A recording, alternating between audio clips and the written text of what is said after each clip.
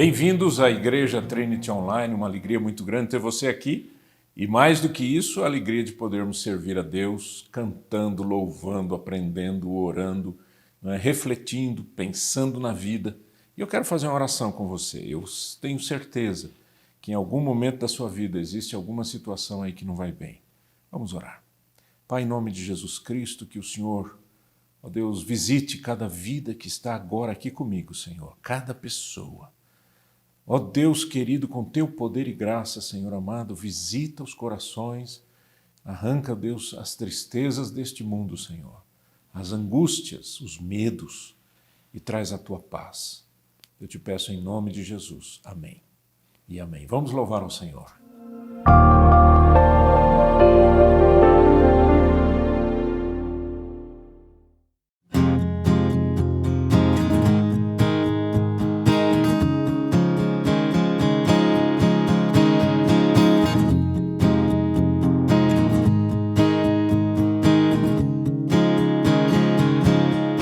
Busquei meu refúgio em ti, Senhor. Por tua justiça me salvou. Que sejas a minha proteção. Tu és minha rocha, salvação, minha esperança. Não cessarei de transbordar do teu louvor, Senhor, Rei da eternidade, dono do meu ser, nunca me abandonarás, comigo para sempre estarás, Rei da eternidade, tens o meu viver, sempre me sustentarás, para todos sempre tu serás.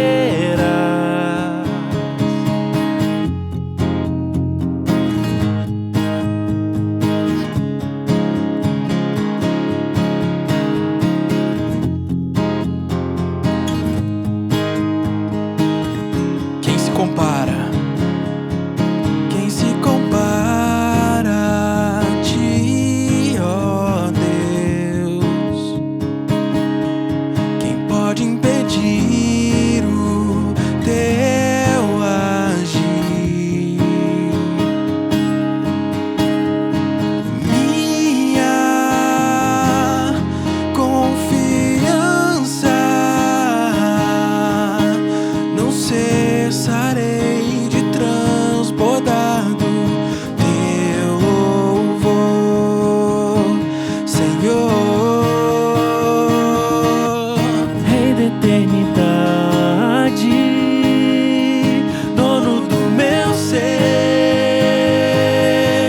nunca me abandonarás, comigo para sempre estarás, Rei da eternidade, tens o meu viver, sempre me sustentarás, para todos sempre tu serás o Rei da eternidade, dono do meu ser, nunca me abandonarás, comigo para sempre estarás, Rei da eternidade, tens o meu viver, sempre me sustentarás, para todos sempre tu serás.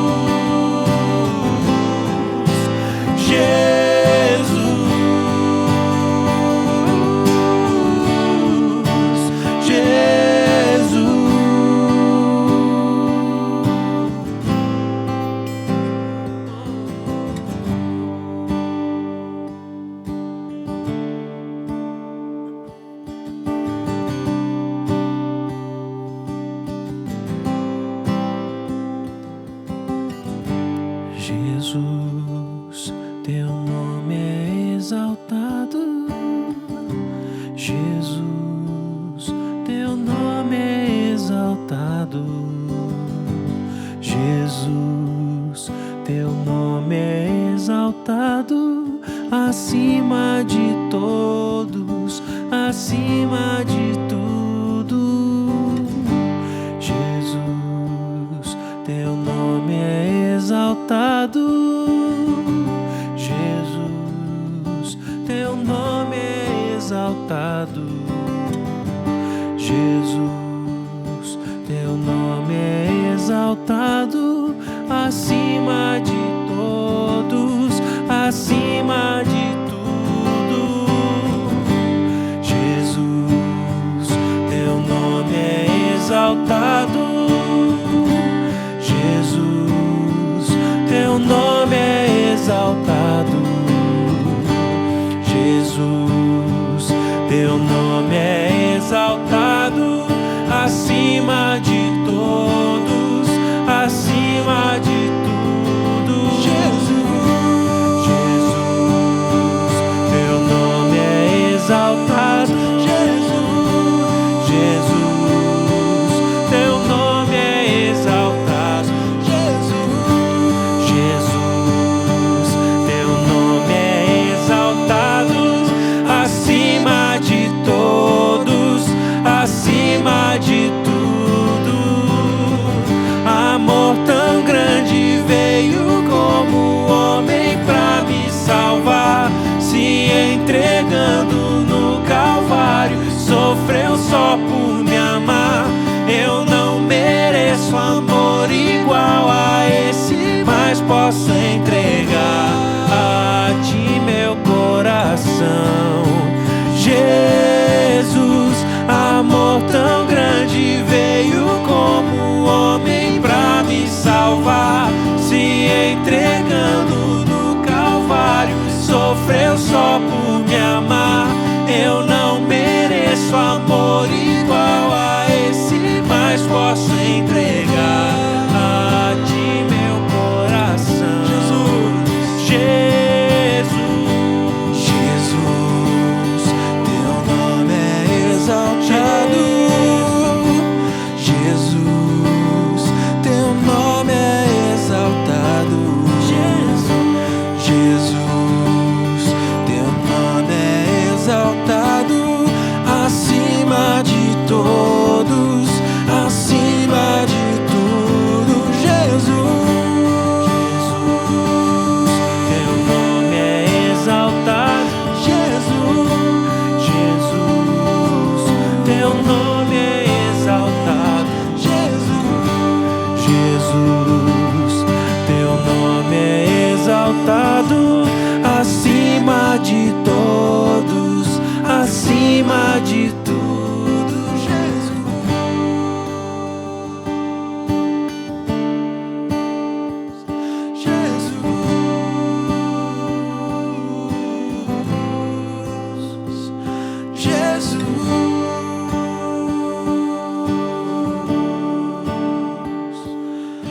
Acima de todos, acima de tudo.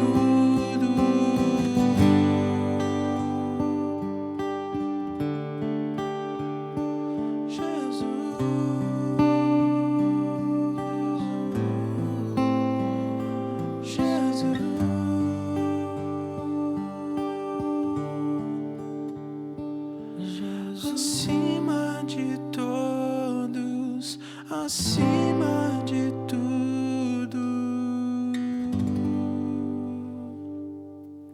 A mensagem de hoje é sobre Romanos capítulo 5, do verso 1 ao verso 8. Nós estamos estudando o livro de Romanos, né?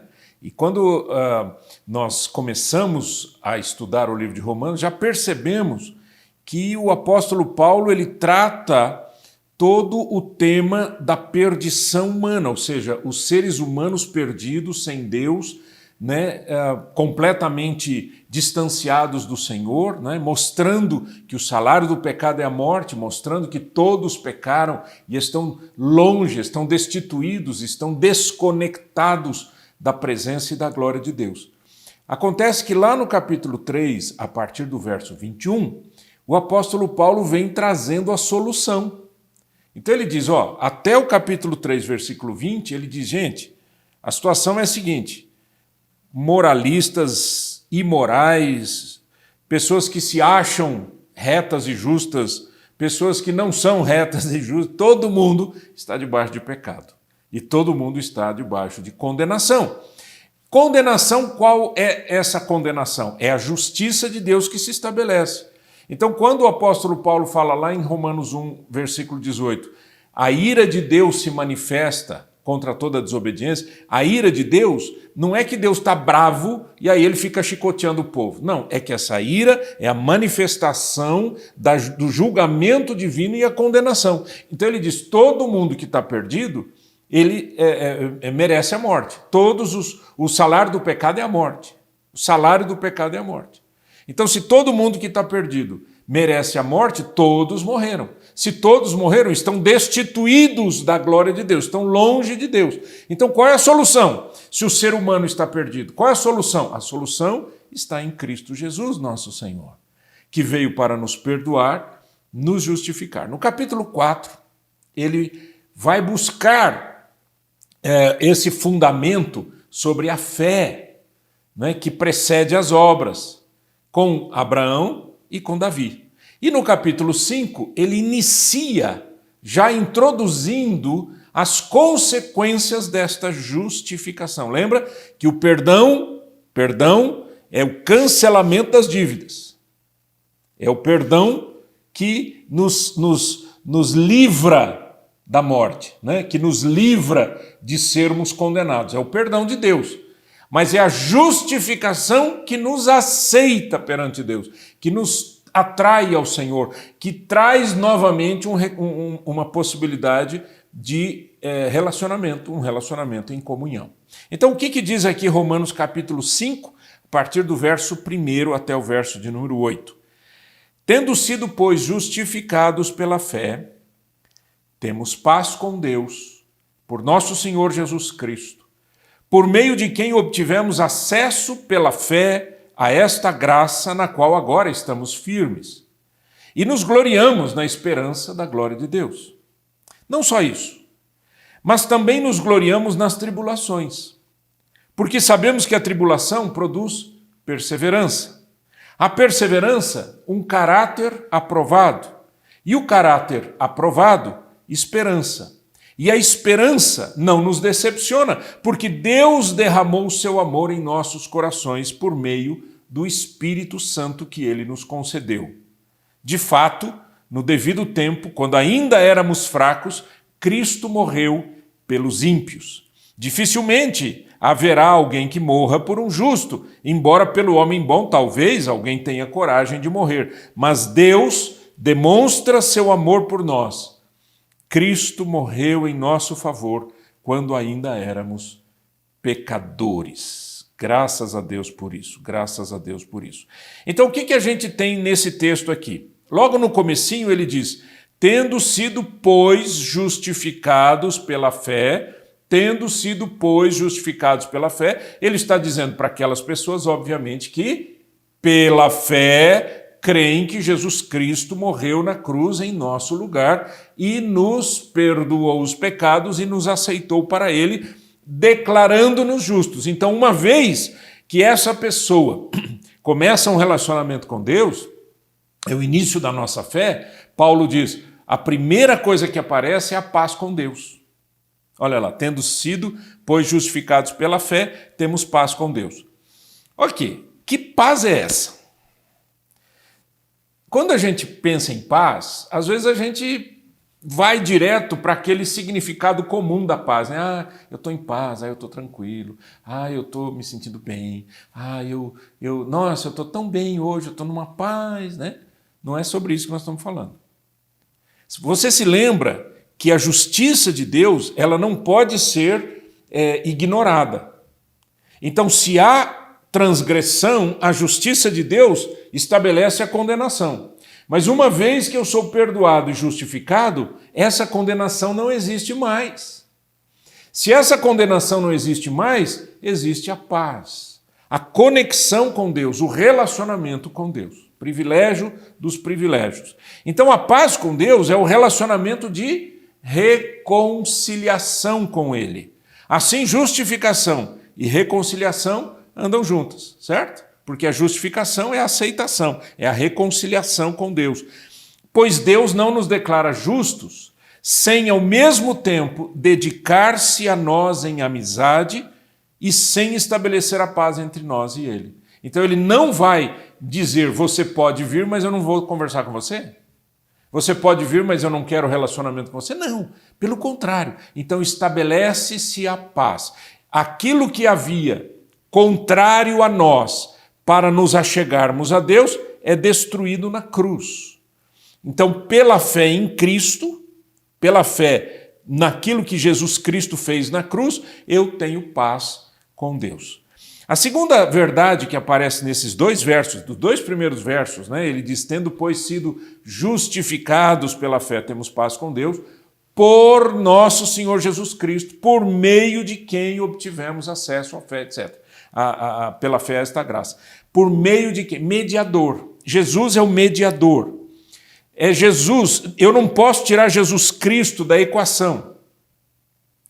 Eu não posso só falar Deus, Deus, Deus, Deus, Deus. Eu tenho que ter Jesus Cristo, que é o Deus encarnado. Você tem a Trindade. O que é a Trindade?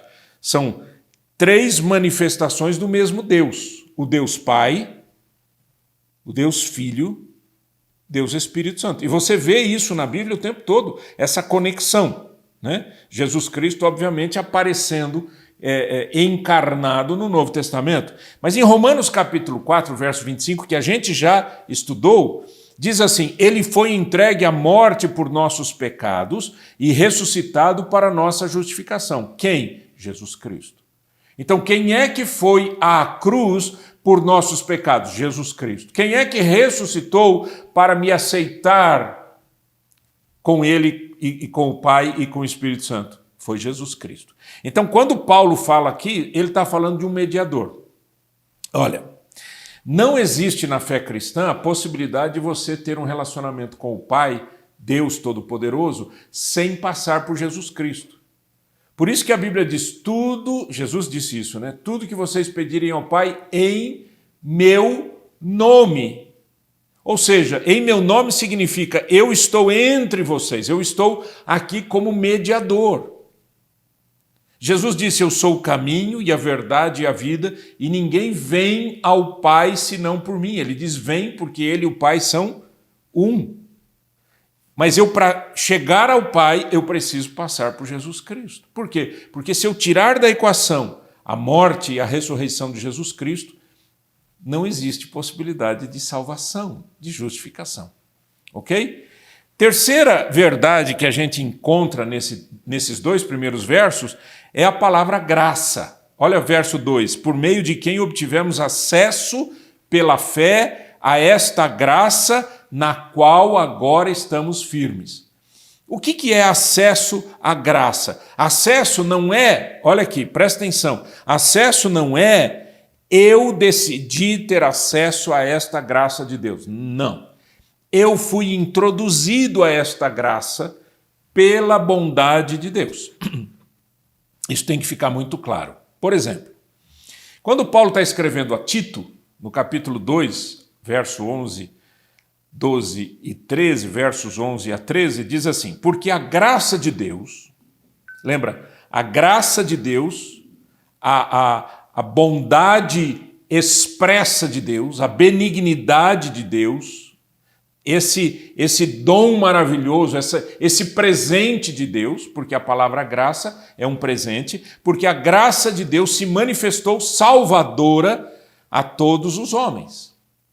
Ela nos ensina a renunciar à impiedade e às paixões mundanas e a viver de maneira sensata, justa e piedosa nesta era presente, enquanto aguardamos a bendita esperança, a gloriosa manifestação de nosso grande Deus e Salvador Jesus Cristo. Olha que coisa mais linda, não é? O que nós estamos falando aqui? Paulo está dizendo, eu fui atraído pelo Senhor pela sua bondade. Em mim, eu não teria condições de ser salvo sozinho. Então eu preciso de um mediador, eu preciso de um salvador. Como eu preciso desse salvador, e esse salvador morreu na cruz pelos meus pecados, ressuscitou para a minha justificação, para que eu tivesse possibilidade de ter acesso a Deus e ter comunhão com Deus, esse mesmo Jesus Cristo que me deu esse privilégio, me introduziu a essa graça. E aí Paulo diz, mas não só eu tive acesso à graça, mas eu estou firme na graça. E aqui nesses versos de Tito, capítulo 2, Paulo diz o que é estar firme nesta graça. Ele diz, nós recebemos a graça de Deus porque ela se manifestou salvadora a todos os homens. Mas nessa graça a gente fica renunciando às impiedades, ou seja, tudo aquilo que é contrário à vontade de Deus, às paixões mundanas e a viver de maneira sensata, justa e piedosa nesta era presente, enquanto nós aguardamos a volta de Cristo. Percebeu então que aqui no texto de Tito ele introduz a salvação e depois a santificação. Então ele diz, eu tive acesso a essa graça, usando o termo de Romanos capítulo 5. Eu tive acesso a essa graça, mas nesta graça eu estou firme. Ou seja, eu não posso bobear. Eu não posso abandonar o meu relacionamento com o Senhor. Eu não posso permitir que os meus pés vacilem e eu perca esse privilégio. Aí você vai dizer, então, o que é isso? Como é que é? Perde salvação, não perde salvação? Eu não estou entrando nesse aspecto. Eu estou dizendo que eu não posso negligenciar o que Deus fez por mim. Eu não posso tratar como se fosse de importância menor aquilo que o Senhor Jesus Cristo fez por mim. E continuando em Romanos 1, versículo 2, ele diz assim, e nos gloriamos na esperança da glória de Deus. E nos gloriamos na esperança da glória de Deus. Em Romanos 8, 17, texto à frente ainda do nosso estudo, ele diz assim, eu gosto muito desse verso porque ele me põe no céu e me põe na terra ao mesmo tempo. Olha que incrível. Ele diz assim, se somos filhos de Deus, se somos filhos, então somos herdeiros. Herdeiros de Deus e co-herdeiros com Cristo, se de fato participamos dos seus sofrimentos, para que também participemos da sua glória. Então, quando a justificação acontece, quando eu sou aceito por Deus, quando eu sou declarado justo, eu não sou justo, mas eu sou declarado justo, no sentido de agora você pode vir, você pode ter relacionamento com o Pai, quando isso acontece na minha vida, o que gera isso tudo? Geram consequências benéficas resultantes da justificação. Então a gente falou da paz com Deus, a gente falou do privilégio de termos um mediador, a gente falou da graça de Deus e falamos da glória de Deus. Agora, tem um texto em 1 Pedro, capítulo 5, versos 10 e 11. Pedro diz uma coisa incrível. Você percebeu agora que a gente acabou de ler em Romanos 8, 17, que o apóstolo Paulo diz, olha, se somos filhos, somos herdeiros. Somos herdeiros de Deus, co-herdeiros com Cristo, se padecermos com Ele. Ele me põe no chão, né? E me mostra que a vida cristã não é fácil. Pedro faz a mesma coisa em 1 Pedro 5, 10 e 11. Diz assim, ora, o Deus de toda graça, que em Cristo vos chamou à sua eterna glória, depois de terdes sofrido por um tempo, ele mesmo vos há de aperfeiçoar, firmar, fortalecer, fortificar e fundamentar. A ele seja o domínio pelos séculos dos séculos. Amém. Então, das bênçãos dos céus, das bênçãos advindas da justificação, as minhas pernas, os meus pés são colocados no chão para eu compreender agora que existe luta nessa terra, que existem perseguições e pressões nesta terra. Né? Então eu saio disso, por quê? Porque olha o que diz Romanos 5, 3, a continuação do texto. No verso 2 ele termina com a palavra glória, lá em cima, né? Olha o verso 3. Não só isso, mas também nos gloriamos nas tribulações. Porque sabemos que a tribulação produz perseverança. E a perseverança, um caráter aprovado. E o caráter aprovado, esperança. E a esperança não nos decepciona, porque Deus derramou seu amor em nossos corações por meio do Espírito Santo que Ele nos concedeu. Louvado seja o Senhor. Então, olha, versos 1 e 2, benefícios da justificação. Verso 3, já Paulo diz assim, só que tem uma coisa, gente. A gente não se alegra apenas com esse privilégio de termos um relacionamento com Deus e das coisas por vir, e da glória de Deus, e da manifestação da sua graça, e da beleza toda da sua glória por vir. Não, mas a gente também se alegra, se gloria nas tribulações. Aí tem gente que já fecha a Bíblia e não quer mais ler, né? Não quer saber disso daqui.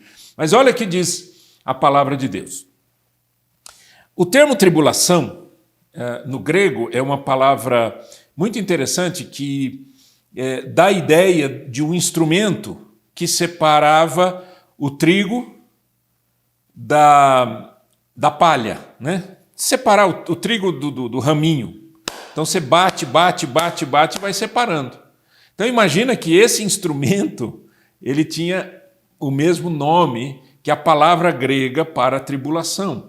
Mas tribulação não é um sofrimento qualquer. Nossa, eu estou numa tribulação, rapaz, fui ao banco lá, não tem dinheiro, fui lá em tal lugar, estou precisando disso. Não é isso que ele está falando. Tribulação aqui dá a ideia de oposição e perseguição por parte do mundo hostil. É uma perseguição, é uma dificuldade para sermos cristãos. Então, se Paulo diz, existem benefícios maravilhosos da justificação, ele diz, mas também existem dores que essa justificação traz no mundo hostil, porque o mundo não aceita o cristão, o mundo não aceita aqueles que querem andar com Deus e falar desse Deus, né? Por exemplo, em Marcos, capítulo 13, verso 19, ele está falando aqui sobre a grande tribulação que há de vir sobre todas as pessoas, e ele diz assim, porque aqueles dias serão de tamanha tribulação como nunca houve, desde o princípio do mundo que Deus criou, até agora e nunca jamais haverá. A palavra é a mesma. Tribulação. Tlipsis, do grego. Tlipsis, né? Uma palavrinha grega. Mas aí tem gente que diz assim, mas como é que eu vou me alegrar na tribulação? Como é que eu vou me alegrar na tribulação, gente? Que coisa doida, o que é masoquismo? Não, deixa eu explicar. É o mesmo conceito de 1 Tessalonicenses 5,18 que diz, em tudo dai graças, porque esta é a vontade de Deus em Cristo Jesus para convosco. O que é dar graças por tudo, em todo tempo? É saber que por detrás do sofrimento existe um Deus que me sustenta. Então eu me alegro na tribulação não por causa da tribulação, não porque eu esteja sofrendo. Eu me alegro na tribulação porque eu sei que há um Deus que me sustenta ao passar pelas perseguições e opressões dessa terra. Em 2 Coríntios capítulo 12, 2 Coríntios 12, 10 diz assim, por isso, por amor de Cristo, regozijo-me nas fraquezas, nos insultos, nas necessidades, nas perseguições, nas angústias, pois quando sou fraco é que sou forte. O mesmo apóstolo falando, né, que há uma alegria, mas não é aquela alegria de dizer, ai, que gostoso sofrer. Não é isso. Né? A gente no sofrimento você chora, no sofrimento você ora mais, no sofrimento não é fácil. Mas o que tem acontecido nesse mundo que nós estamos vivendo, nessa época que nós estamos vivendo, é que muitos pregadores, né, e muitas pessoas estão dizendo coisas que não são verdadeiras. Em que sentido? Eu explico. Principalmente no que diz respeito à teologia do sofrimento, as pessoas arrancaram isso. Isso começou com uma má interpretação né, com a teologia da prosperidade e uma má interpretação da teologia da prosperidade. Né? A teologia da prosperidade veio para trazer alguma verdade, alguma coisa importante numa determinada área e as pessoas pegaram aquilo e aí interpretaram de outra maneira. E aí, o que acontece? O que acontece é que quando você tem uma teologia errada a respeito do sofrimento, você acha que se você estiver sofrendo é porque você está em pecado. Mas esse sofrimento que Paulo está falando aqui, essa tribulação, é a tribulação da oposição de sermos cristãos nesse mundo. Então tem gente que para não sofrer, o que faz? Coaduna com o erro.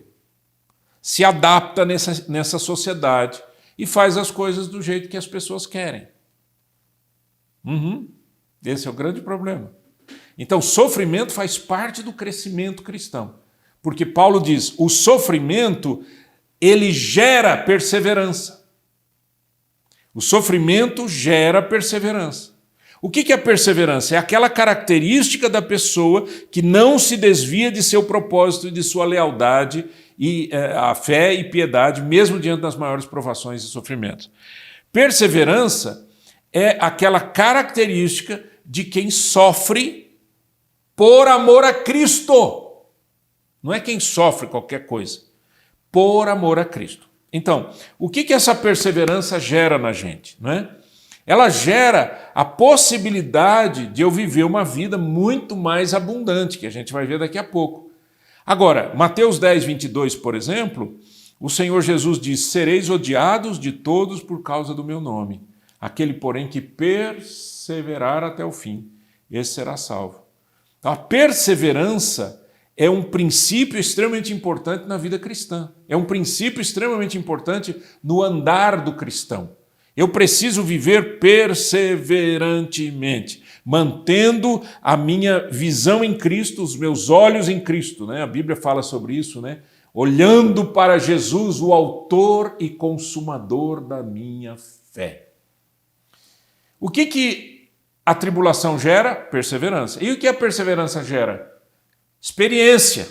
Ou, nessa tradução da Nova Versão Internacional, caráter aprovado. Em 2 Coríntios 8,12, e aqui eu quero chamar a sua atenção para esse texto, eu amo esse texto, eu acho fantástico esse texto. O apóstolo Paulo está falando de que as igrejas deveriam ser solidárias ao sofrimento das outras igrejas, e ele puxa uma experiência dos cristãos da Macedônia. Ele chama essa experiência à luz, e no versículo 2 de 2 Coríntios, capítulo 8, ele diz, porque no meio de muita prova de tribulação, essa palavra prova que aparece nessa tradução é a mesma palavra do grego dokime, que é o caráter aprovado, que é a experiência. Então ele diz, porque no meio de muita prova de tribulação, manifestaram abundância de alegria, e a profunda pobreza deles superabundou em grande riqueza da sua generosidade. Ele está falando dos crentes da Macedônia que eram pobres, mas eram generosos, estavam sofrendo, mas estavam alegres. Essa dinâmica, né, acaba gerando o quê? Você olha para uma pessoa assim e você diz, essa pessoa tem um caráter aprovado. Ela tem um caráter de alguém que vive aquilo que prega, vive aquilo que ensina. O que é uma coisa muito em falta hoje em dia, né? Infelizmente. Então, o que gera esse caráter aprovado? A perseverança. E o que gera a perseverança? A tribulação. Você foge da tribulação, você não experimenta nem a perseverança e nem o caráter aprovado. É simples assim. Nós não podemos perder de vista isso. E aí Paulo diz, e sabe o que é que esse caráter aprovado, essa experiência gera? Esperança. Esperança. Não é? Essa alegre expectativa da salvação. 1 João capítulo 3, versos 2 e 3 dizem assim, amados, agora somos filhos de Deus, e ainda não se manifestou o que haveremos de ser. Sabemos que quando ele se manifestar, seremos semelhantes a ele, porque haveremos de vê-lo como ele é. E a si mesmo se purifica todo o que tem nele esta esperança. Todo o que nele tem esta esperança, assim como ele é puro. Então olha que interessante, quanto mais eu tenho um relacionamento com o Senhor, mais eu passo a viver na esperança, na expectativa da redenção total e completa. Por isso que a morte para o cristão não é uma dor, não é um sofrimento, não é um sacrifício. A morte para o cristão é um privilégio. Porque eu saio dessa terra, e vou morar com o Senhor para sempre. Mas enquanto nesta terra, o que eu tenho? Esperança. Agora olha a sequência. A sequência é essa. Tribulação gera perseverança. Perseverança gera experiência ou caráter aprovado. E esse caráter aprovado gera esperança. E aí ele diz uma coisa interessante. O apóstolo Paulo diz uma coisa interessante. Ele diz que a esperança, ela não confunde, ela não deixa a gente perdido. Deixa eu voltar lá no texto da gente, E diz assim, no versículo 5, e a esperança não nos decepciona, porque Deus derramou o seu amor em nossos corações por meio do Espírito Santo que Ele nos concedeu. Então, onde é que está a minha segurança nisso? O próprio amor de Deus derramado pelo Espírito Santo. O amor de Deus derramado pelo Espírito Santo. Olha, eu tenho ficado assim bastante apreensivo nesses dias que a gente está vivendo da história da humanidade, porque as pessoas que estão muitas vezes tentando ensinar os outros a respeito da Bíblia são pessoas que têm pouco conhecimento e não têm um treinamento correto na teologia, não têm um treinamento correto até na vida cristã, não tem tempo de vida cristã suficiente, não pratica muitas vezes a palavra de Deus como deve e, consequentemente, vai destacando ensinamentos fora do contexto e isso gera muita confusão. Então, quando o apóstolo Paulo fala que a esperança não deixa a gente confuso, é por quê? Porque quem me sustenta, o lastro que eu tenho nesta esperança, que é essa expectativa da salvação e da redenção completa, o lastro que eu tenho é o amor de Deus derramado pelo Espírito Santo. Em Romanos 8, versículo 9, Paulo diz o seguinte, preste atenção. Entretanto, diz o texto de Romanos 8:9, entretanto vocês não estão sob domínio da carne, mas do Espírito. Se de fato o Espírito de Deus habita em vocês, e se alguém não tem o Espírito de Cristo, não pertence a Cristo. Olha que interessante nesse texto. Eu tenho a expressão Espírito de Deus conectada com o Espírito de Cristo e conectado com a própria palavra Espírito, Espírito Santo. Olha a trindade aqui. O relacionamento Pai, o Filho e o Espírito Santo. Eu não posso destacar essa verdade. Eu não posso dizer assim, o Espírito Santo é uma força, ou Jesus Cristo foi apenas homem. Não, é o Deus Pai, o Deus Filho, o Deus Espírito Santo. É um só Deus que se manifesta em três pessoas. A manifestação de Deus a nós nesse sentido. Tá? Agora, falando sobre o Espírito Santo, então ele diz que Deus derramou amor em nós pelo Espírito Santo, que nos foi dado, que nos foi outorgado. Isso é um valor, gente, que não existe na Terra. O que é isso? Em Efésios capítulo 1, versículo 13, diz que tendo ouvido o evangelho da nossa salvação, o evangelho da vossa salvação, Paulo escrevendo, ele diz, tendo ouvido o evangelho da vossa salvação e tendo nele crido, fostes selados com o Espírito Santo da promessa. O Espírito Santo, ele entra na minha vida quando eu entrego a minha vida a Cristo. Ele é o selo, ele é a garantia de uma vida nova. Quem não tem o Espírito de Cristo não é de Cristo. Eu não estou falando de uma vida de santificação, é outra coisa, a vida de santificação, o poder do Espírito Santo, a manifestação dos dons espirituais é uma outra coisa na sequência. Eu estou falando do começo da história. Eu estou falando do começo da vida de salvação. Quem não tem o Espírito de Cristo não é de Cristo. Então, olha só. Em 1 Coríntios capítulo 2, tem alguns versos aqui que são fenomenais. E eu quero pedir a gentileza de você prestar mais um pouco de atenção. Diz assim, verso 10. Mas Deus o revelou a nós por meio do Espírito. Ele está falando sobre revelações de Deus, né? Dos mistérios de Deus. Ele diz, o Espírito dele, né, é que nos revelou esses mistérios. O Espírito sonda todas as coisas, até mesmo as coisas mais profundas de Deus. Pois quem conhece os pensamentos do homem, a não ser o Espírito do homem que nele está, da mesma forma ninguém conhece os pensamentos de Deus, a não ser o Espírito de Deus. Nós, porém, não recebemos o Espírito do mundo, mas o Espírito procedente de Deus, para que entendamos as coisas que Deus nos tem dado gratuitamente. Delas também falamos, não com palavras ensinadas pela sabedoria humana, mas com palavras ensinadas pelo Espírito, interpretando verdades espirituais para as que são espirituais. Verso 14. Quem não tem o Espírito não aceita as coisas que vêm do Espírito de Deus, pois lhes são loucura. E não é capaz de entendê-las porque elas são discernidas espiritualmente. Mas quem é espiritual discerne todas as coisas, e ele mesmo por ninguém é discernido. Pois quem conheceu a mente do Senhor para que possa instruí-lo? Nós, porém, temos a mente de Cristo. Deixa eu explicar uma coisa aqui. No verso 14, ele está falando no grego, são duas palavras interessantes, ele diz assim, anthropos psíquicos. Anthropos, homem, psíquicos, a mente.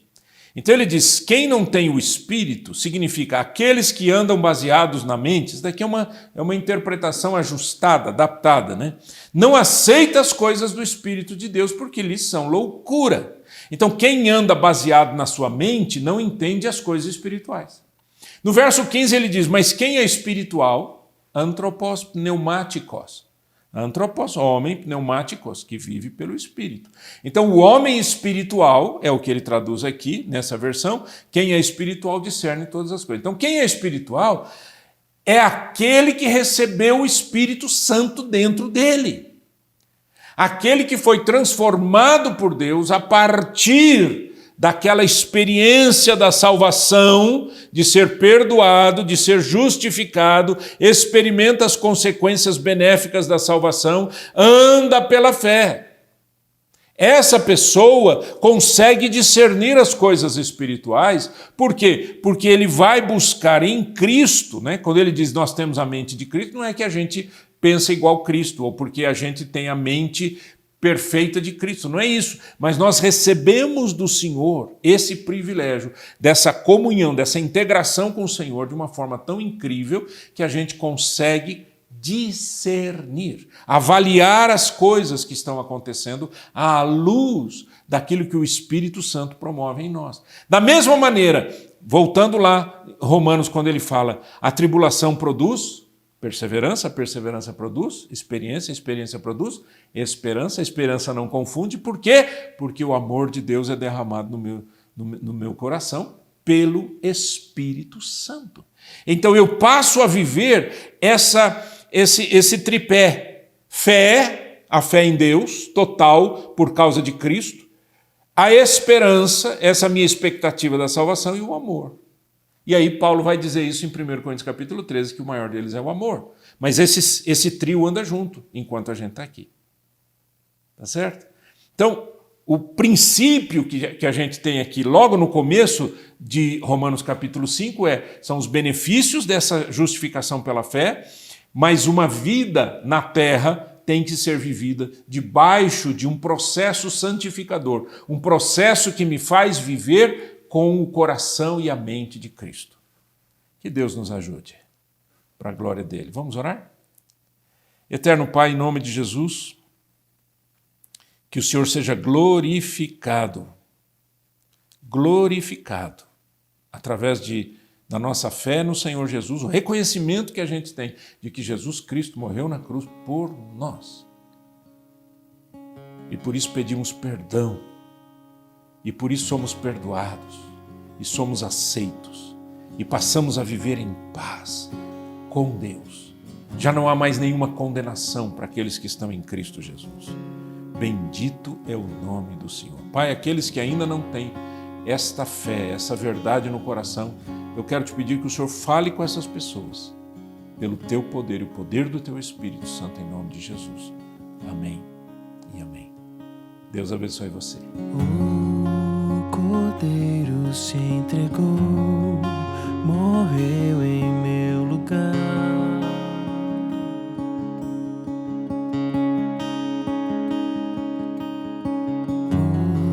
O seu sangue derramou naquela cruz pra me salvar.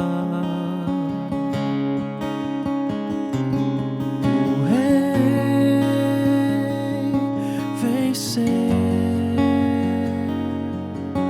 a morte lá na cruz, e hoje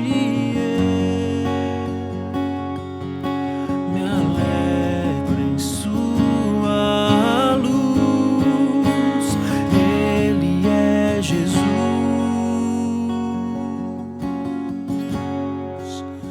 Ele é Jesus, Ele é Jesus.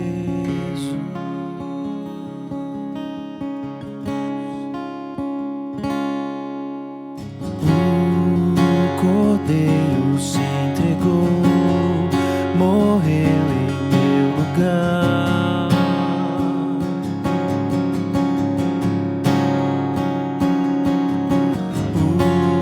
O seu sangue derramou naquela cruz pra me salvar. O Rei venceu a morte lá na cruz, e hoje